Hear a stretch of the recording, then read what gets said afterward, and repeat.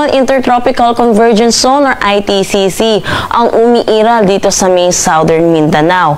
Pangalawang weather system natin ay ang Northeast Monsoon or Amihan na umiiral naman dito sa may extreme Northern Luzon. Para naman sa nalalabing bahagi ng ating bansa, localized thunderstorm ang inaasahan natin na magdadala ng mga panandaliang buhos ng mga pag-ulan lalo na sa hapon at sa gabi.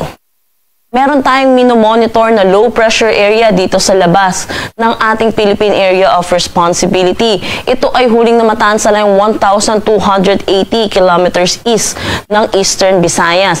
Ngayon po, mataas na yung tsansa neto na maging isang ganap na bagyo within the next 24 to 48 hours at once na pumasok ng ating PAR bilang bagyo, papangalanan po natin itong Wilma.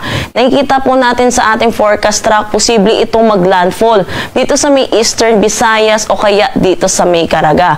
Pero sa ngayon, mataas pa rin naman po yung uncertainty po natin sa posibleng track po neto.